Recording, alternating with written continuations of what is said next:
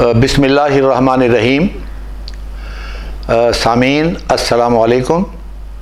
मैं हूँ आपका भाई और खुदाई खिदमतगार हाफिज़ वसी मोहम्मद ख़ान, और आज का प्रोग्राम डायरेक्ट मेरा सिर्फ़ और सिर्फ ओवरसीज़ पाकिस्तानी भाइयों के लिए है। ओवरसीज़ पाकिस्तानीज़ के बारे में मैं कुछ कहना चाहता हूँ, और वो बात ये है कि कुरान मजीद के अंदर भी लिखा हुआ है कि काले को गोरे पर, गोरे को काले पर, अरबी को अजमी पर, अजमी को अरबी पर कोई फौकियत नहीं है, सब इंसान बराबर है। लेकिन इल्ला तकवा, कि जिसके पास तकवा ज़्यादा होगा वो उस गुनहगार के बराबर नहीं होगा। इसी तरह मैं ये समझता हूँ कि सारे पाकिस्तानी बराबर हैं, सिवाय हमारे गैर मुल्क में रहने वाले और काम करने वाले पाकिस्तानियों के।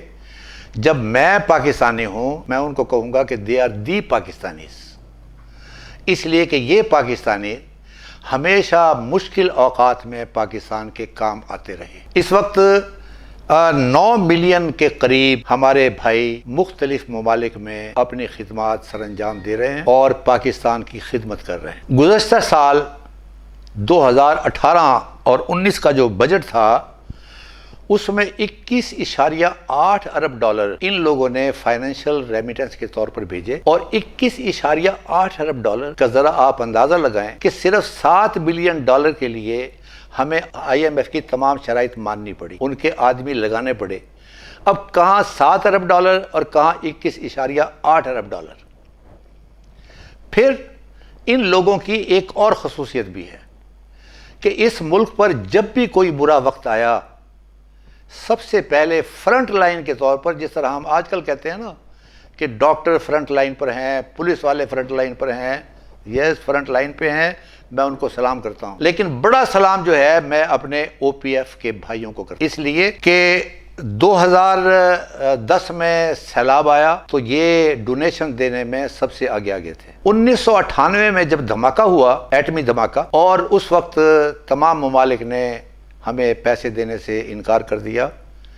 उस वक्त सबसे ज़्यादा डॉलर भेजने वाले ये हमारे ओवरसीज़ पाकिस्तानी। फिर उसके बाद 2000, उससे पहले 2005 का ज़ल्ज़ला आया, सबसे आगे जहां दुनिया भी थी वहां हमारे ये भाई भी सबसे आगे। सब बातों को छोड़ें, अभी रिसेंटली जो ये हमारे ऊपर ये कोरोना का अजाब आया है, आजमाइश आई है, मैं आजमाइश का लफ्ज़ कहता हूँ, उस पर भी हमारे प्राइम मिनिस्टर इमरान खान साहब ने खसूसी तौर पर ओवरसीज पाकिस्तानी से मदद की दरख्वास्त की। अब मैं एक तरफ ये तमाम चीजें रखता हूं और दूसरी तरफ मैं पाकिस्तानी रखता हूं। इसी बुनियाद के ऊपर मैं ये कहता हूं कि they are Pakistanis, they are the Pakistanis, कि पाकिस्तानियों के मुकाबले में इनका जो दर्जा है वो कदरे बुलंद है। अब ये चीज जो है ये शो करती है कि इस वक्त हमारे पास जो मुसीबत आई हुई है, इस मुसीबत के अंदर जो मेरे भाई घिरे हुए हैं और जो हमेशा पाकिस्तान की और पाकिस्तानियों की मदद करते आए हैं, हमारा क्या फ़र्ज़ है, हम उनको किस तरीके से उनकी मदद कर सकते हैं। और ये मदद जो है ये एक मजहबी फरीज़ा भी है और एक इंसानी फरीज़ा भी है। तो मेरे नज़दीक जब मैं देखता हूँ, चूँकि मैं ख़ुद भी पाकिस्तान से बाहर रहा हूँ, तो 2-4 कैटेगरीज़ हैं पाकिस्तानियों की।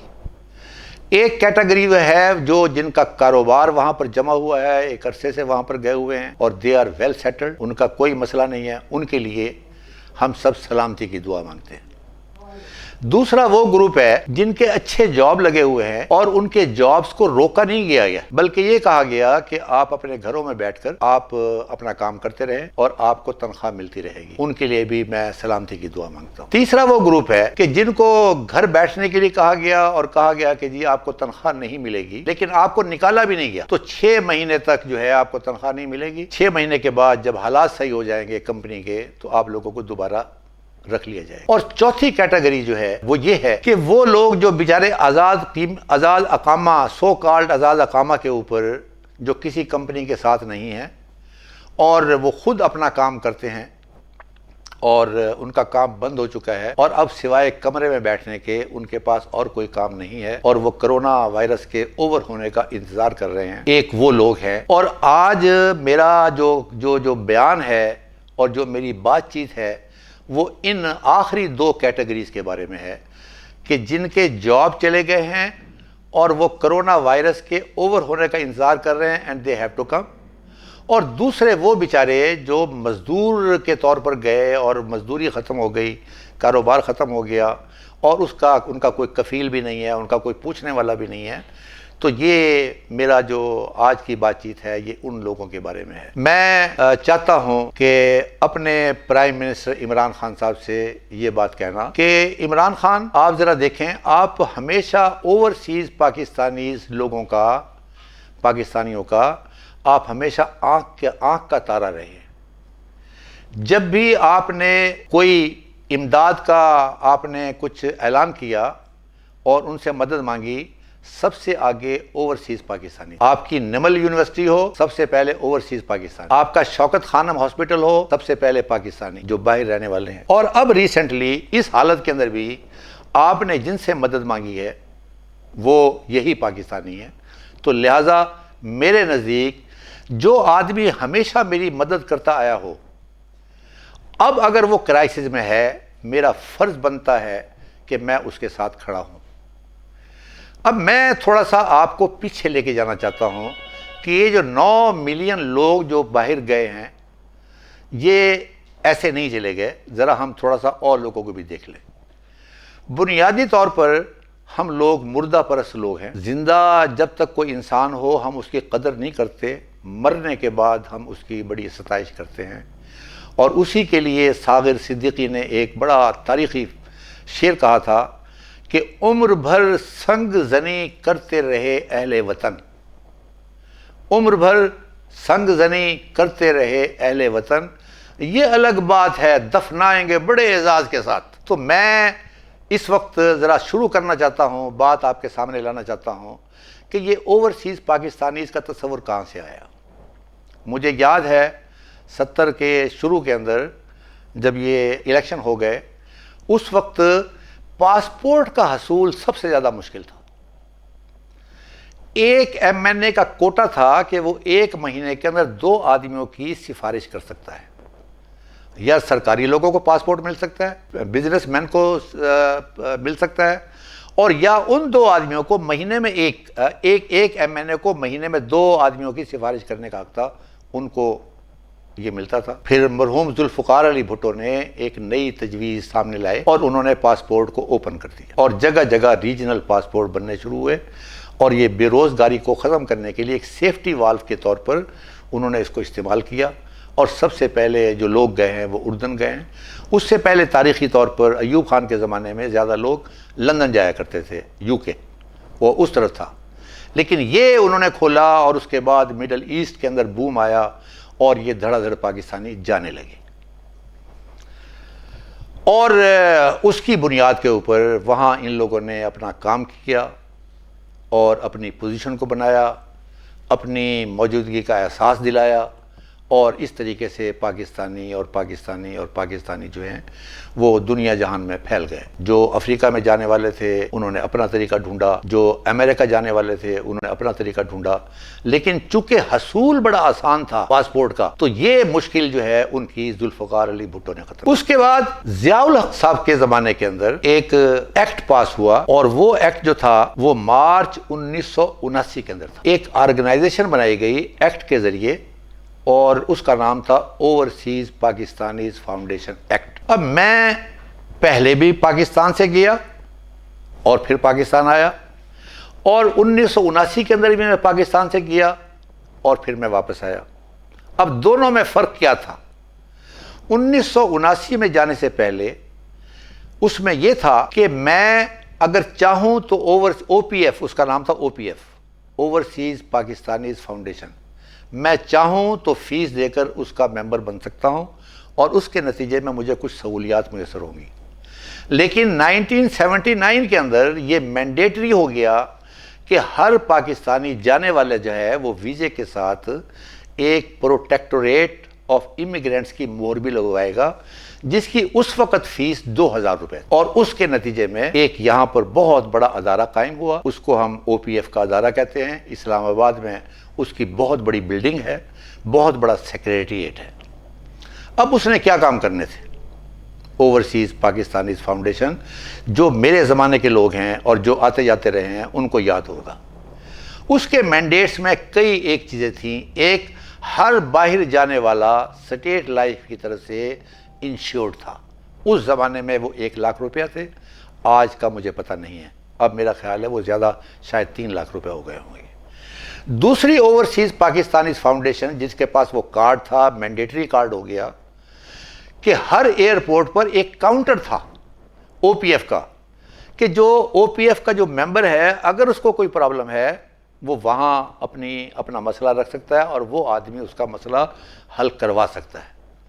تیسری چیز جو تھی وہ یہ تھی کہ آپ کے گھر پر کسی نے قبضہ کر لیا، آپ کی زمین پہ کسی نے قبضہ کر لیا، تو وہ آدمی OPF کو لکھے گا اور OPF والا کنسرن DC کو لکھے گا اور وہ اس کی مدد کرے گا۔ یہ تو عام چیزیں ہیں۔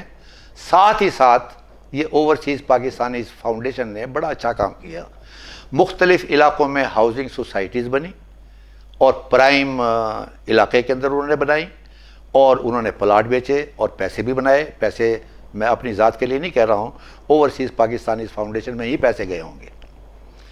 پھر انہوں نے سکول کھولے، اور ان کے مینڈیٹ کے اندر ایک چیز یہ بھی شامل تھی کہ غیر ہنرمند افراد کو انہوں نے ہنرمند بنانا ہے، اس کو کہتے ہیں سکلز ڈیولپمنٹ، جو ابھی بھی موجود ہے۔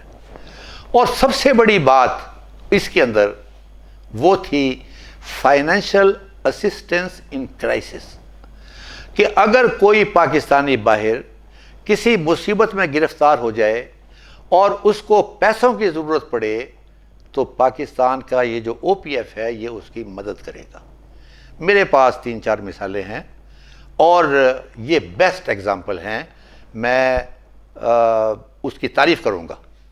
جب کویت پر عراق کا قبضہ ہوا تو وہاں رہنے والے کویتی ذرا یاد کریں کہ ان بیچاروں کی کیا کیفیت تھی۔ وہ کویت سے وایا عراق 1000 کلومیٹر کا سفر طے کر کے پہنچتے تھے ترکی کے بارڈر پر، اور ترکی کے بارڈر پر یہ OPF کے آدمی سفارت خانے کے ساتھ وہاں کھڑے ہوتے تھے، پہلے ٹھنڈا پانی پلاتے تھے، پھر چائے پلاتے تھے، اور پھر اچھی گاڑیوں کے اندر ان کو استنبول پہنچا کر وہاں سے ان کے ملک میں یعنی پاکستان میں بھیجا جاتا تھا۔ یہی کیفیت یمن میں ہوئی، یہی کیفیت لیبیا میں ہوئی۔ تو یہ اصل ایگزامپلز ہیں جو میں نے 2-4 آپ کو دی ہیں جو اس کے اچھے اچھے کام ہیں۔ اب میں کہنا چاہتا ہوں کہ پرائم منسٹر عمران خان صاحب، لیڈرشپ کا جو ٹیسٹ ہے، لٹمس ٹیسٹ، وہ کب ہے؟ اگر ہر چیز صحیح چل رہی ہو تو لیڈر ہو یا نہ ہو کوئی فرق نہیں پڑتا، لیکن جب کرائسس ہوتا ہے، جس طرح مسلمانوں میں کرائسس تھا تو قائد اعظم لیڈر کے طور پہ ابھرے، جب پاکستان ٹوٹ گیا تو ذوالفقار علی بھٹو لیڈر کے طور پر ابھرا۔ اب یہ ایک کرائسس ہے جو 9 ملین لوگ جو ہیں ہمارے پاکستانی، اور یہ وہ لوگ ہیں جنہوں نے قربانیاں دی ہیں۔ میں شاہد ہوں اس بات کا کہ ایک پاکستانی نے کسی اور آدمی کی وہ باتیں بھی سنی کہ اگر وہ پاکستان میں ہوتا تو شاید اس آدمی کی گردن توڑ دیتا، لیکن اس کو خیال تھا کہ یہاں میرا جاب لگا ہوا ہے، میں اس کو جواب نہیں دے سکتا۔ اس نے دھوپ میں بھی کام کیا، اس نے سردی میں بھی کام کیا۔ تو اب آپ کا فرض بنتا ہے کہ آپ ان کے سر پر ہاتھ رکھیں، اور آپ کو کہیں سے پیسے لینے کی ضرورت نہیں ہے۔ میں حیران ہوں کہ وہ OPF کہاں چلی گئی، کہاں سوئی ہوئی ہے، کہاں انڈے بچے دے رہی ہے۔ تو آپ خدا کے لیے ایک پیکیج لے کر آئیں، اور وہ ہے پیکیج فار اوورسیز پاکستانیز، اور OPF کو آپ سامنے فرنٹ لائن کے طور پر لے کر آئیں۔ یہ ان تمام لوگوں کا ذمہ وار ہو جو وہاں پر موجود ہیں، ان کو لانے کا، ان کو لے جانے کا باعزت طور پر۔ اور یہ فائنینشیل اسسٹنس کے اندر یہاں میرے پاس ایک فگر لکھی ہوئی ہے کہ جب لیبیا سے اور کویت سے اور یمن سے، تو صرف ایک آپریشن پر 50 ملین روپیز پاکستانی نے ان کی فلاح و بہبود کے لیے خرچ کیے۔ وہ ان کے آنے کا کرایہ اور ان کی ہیلتھ. اب کل میں بدقسمتی سے میں نے ایک تصویر دیکھی اور پتہ چلا کہ جو پاکستانیوں کو لایا گیا کوارنٹائن میں رکھا گیا, پتہ چلا پیسوں کے بھی, آپ نے کھانے کے بھی پیسے دینے ہیں اور کرائے کے بھی پیسے دینے ہیں, اور پیسے نہیں دینے بلکہ ڈبل دینے ہیں. اور وہ ایک صاحب ٹی وی پر بتا رہے تھے کہ جس جگہ پر رکھا ہوا ہے ایسا لگ رہا ہے کہ پہلے تو کرونا ہمارے اندر نہیں تھا, لیکن یہاں رہ کے انشاءاللہ تعالیٰ اب کرونا پیدا ہو جائے گا, ہم کرونا کا مریض بن جائیں گے. تو لہٰذا میری عمران خان صاحب سے گزارش ہے کہ آپ کو کہیں سے پیسے مانگنے کی ضرورت نہیں ہے. اس او پی ایف اس کو آپ ذرا ایکٹیویٹ کریں, اس کو فرنٹ لائن پر لے کر آئیں, اور ہم لوگ بھی او پی ایف کے ساتھ ہیں. مثلا اس میں ایک چیز اور بھی ہے, وہ یہ ہے سکلز ڈیولپمنٹ. سکلز ڈیولپمنٹ کا مطلب یہ کہ ہنرمند بنانا غیر ہنرمند کو. پہلی بات تو میں یہ ماننے کے لیے تیار نہیں ہوں کہ جو پاکستانی باہر کام کر رہے ہیں ان کے پاس ہنر نہیں ہے. میں خود اس بات کا شاہد ہوں, اور میں آپ سے شیئر کرنا چاہتا ہوں. اس لیے میرے ذاتی ایکسپیرینسز آپ کے کومنٹس کے اندر زیادہ پسند کیے جاتے ہیں. میں نے باہر 30 سال کے اندر ایک کام سیکھا, اس کا نام ہے سائلیج پروڈکشن. یہ پاکستان کے اندر اب ہر آدمی سائلیج پروڈیوس کر رہا ہے. یہ ان کے لیے بالکل نئی بات نہیں ہے, وہ جانتے ہیں اس بات کو کہ سائلیج کیا ہوتا ہے. اب ہوا یہ کہ میں نے چونکہ باہر سیکھا تھا, اور ایگریکلچر یونیورسٹی میں اس ٹاپک پر کوئی سیمینار تھا, اور مجھے انہوں نے being x president students union university of agriculture Faisal آباد, مجھے انہوں نے خاص طور پہ بلایا, اور میں نے سائلیج کے اوپر ایک تقریر کی کہ میں اپنے ہاتھوں سے ہے بھی بناتا رہا ہوں اور سائلیج بھی بناتا رہا ہوں. اب 2011 کے اندر گورنمنٹ آف پنجاب نے سائلیج اور ہے پروڈکشن کا ایک پروجیکٹ شروع کیا. اب مشینیں بھی آ گئیں جو 2.5 کروڑ کی تھیں, اور ان کو چلانے والا کوئی نہیں, ان کو آدمی مل رہا تھا. اب میرے پاس یہ ہنر تھا, میں نے درخواست نہیں دی. مجھے گھر سے کسی آدمی نے وہاں میری تقریر سنی تھی, اور وہاں اس نے بتایا کہ جی ایک آدمی ہے جس کا دعویٰ یہ ہے کہ وہ سائلیج بنا سکتا ہے. تو مجھے دفتر میں بلایا گیا, اور just on a cup of T, اور میں حیران ہوا جب میں داخل ہوا تو جو میری پذیرائی ہوئی, اور سی او صاحب کہ یہ جی آپ یہ بادام بھی کھائیں اور یہ اخروٹ بھی کھائیں اور یہ چائے بھی پئیں. میں حیران تھا کہ یار یہ اتنی مہربانی میرے اوپر کہاں سے آ گئی. تو پتہ یہ چلا کہ بھائی صاحب یہ ایک کام ہے, اور یہ سفید کاغذ ہے, یہ سفید کاغذ, آپ اس کے اوپر جو مرضی لکھ دیں ہمیں قبول ہے. تو میں نے انہیں بتایا, میں نے کہا جی یہ ایک نیک کام ہے, جو آپ کا سسٹم ہے میں اس کے مطابق نو پرابلم, اور میں اس کام کو کر کے بھی دکھاؤں گا, اور میں لوگوں کو ٹرینڈ بھی کروں گا. لہذا عارف والا میں جو لوگ ہیں وہ جانتے ہیں مجھے اچھی طریقے سے. عارف والا میں پاکستان کے اندر پہلی میکنائزڈ بیل میں نے بنائی, میرے ساتھ اور لوگ بھی تھے. all of them they were cooperative, وہ سب جاننا چاہتے تھے. حالانکہ اس کی مخالفت بڑی ہوئی کہ یہ ہو ہی نہیں سکتا, یہ کبھی ہو ہی نہیں سکتا, یہ پیسے برباد ہو گئے, یہ پیسے کھانے کا طریقہ ہے. آج وہ ایک مشین تھی, آج 200 مشینیں ویسی ہیں یہاں پر دن رات کام کر رہی ہیں, قطر میں, مسقط میں, سعودی عرب میں, اور پورے مڈل ایسٹ کے اندر انکلوڈنگ کوریا. یہ سائلیج کی بیلز جا رہی, اور 200 کے قریب آدمی ہم نے ٹرینڈ کیے ہوں گے, اور ماشاءاللہ وہ بڑے اچھے طریقے سے پیسے کما رہے ہیں. کل مجھے دبئی کے ایک آدمی کا, دبئی سے ریٹرن ہے اور منڈی بہاؤدین میں رہتا ہے, اس کا ٹیلی فون آیا, اور اس نے مجھے بتایا کہ جی میں وہاں سے آ گیا ہوں اور میں ڈرائیونگ کرتا رہا ہوں اتنے سال, اور مجھے کوئی مدد چاہیے. تو میں نے اس سے پوچھا کہ آپ کو اور کیا کیا کام آتے ہیں. یہ وہ پروگرام سن رہے ہوں گے وہ صاحب, میں ان کا نام نہیں لے رہا ہوں لیکن وہ پروگرام سن رہے ہوں گے. تو جب میں نے ان سے پوچھا کہ آپ اور کون کون سے کام جانتے ہیں, تو انہوں نے مجھے ایک ایسا کام بتایا جو پاکستان میں تو جانتا ہوں, لیکن میرے علاوہ وہ کام کرنے والا کوئی آدمی نہیں ہے. تو میں نے اسے بتایا, میں نے کہا بھائی صاحب آپ نے 20 سال گزارے ہیں, اب مجھ سے بات کرنے کے بعد سکون.com بالکل آپ آرام سے بیٹھ جائیں, اور پہلی فرصت میں مجھے آپ آ کے لاہور ملیں. یہ ایک نیک کام ہے جو پاکستانی نہیں کر رہے ہیں، لیکن پاکستانیوں میں یہ بہت مقبول ہوگا، اس لیے کہ لائف سٹاک میں اس کی سخت ضرورت ہے۔ تو آپ میرے پاس آئیں، میں آپ کو پلیٹ فارم مہیا کرتا ہوں، ہم لوگوں کے سامنے آپ کی بات کو بھی رکھتے ہیں اور آپ کا تعارف بھی کرواتے ہیں، اور یہ کام ہم مطلب ہے کرنے کے لیے تیار ہیں۔ تو میرے اصل کہنے کا مقصد یہ ہے کہ یہ اس کے اندر ایک مینڈیٹ، میں نے آپ کو مینڈیٹ گنوائے ہیں، مینڈیٹ او پی ایف کے پرائم منسٹر عمران خان، جس کی جو آنکھوں کا تارا ہے اوورسیز پاکستانی فاؤنڈیشن کا، ہمارا لیڈر ہے، ہم اس سے توقع رکھتے ہیں کہ وہ لیڈ لے، انیشیٹو لے۔ انیشیٹو از ویری امپورٹنٹ، اور اس کے اندر یہی ہے کہ جو ہمارے پھنسے ہوئے پاکستانی ہیں، ہم نے ان کی مدد کرنی ہے، پیسے ان کے پاس ہیں، یہ ان کے لیے ایک پیکیج لے کر آئیں، اور اس طریقے سے نہیں۔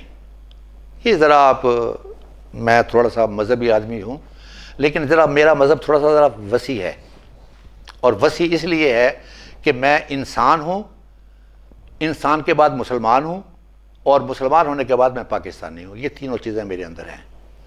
تو یہ اصل انیشیٹو لینے کی ضرورت ہے کہ یہ سکلز ڈیولپمنٹ جو ہے، یہ اسسٹنس ان کرائسس، کہ ان لوگوں کو جب بلایا جائے تو عزت کے ساتھ بلایا جائے۔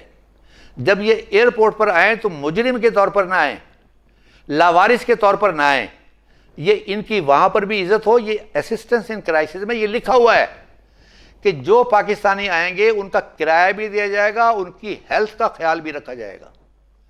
تو یہ میں سمجھتا ہوں کہ مذہب کے اندر ہے۔ یہ ہاتھ ذرا دیکھیں، یہ میرا ہاتھ پھیلا ہوا ہے، میں مدد مانگ رہا ہوں، اور یہ میرا ہاتھ یہ مدد دے رہا ہے۔ اب ان دونوں کے اندر اللہ اور میرے رسول صلی اللہ علیہ وسلم کے نزدیک یہ ہاتھ جو ہے یہ بہت امپورٹنٹ ہے۔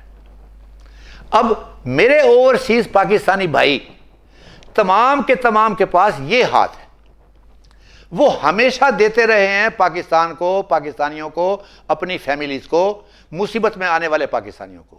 لہذا خدا کے لیے عمران خان صاحب، میری آپ سے گزارش ہے کہ آپ ایسا پیکیج لے کر آئیں کہ یہ فخر کریں اس بات کے اوپر کہ جب برے وقت میں ہم نے پاکستان کا ساتھ دیا تو پاکستان نے ہمارے ساتھ یوسف علیہ السلام کے بھائیوں والا سلوک نہیں کیا۔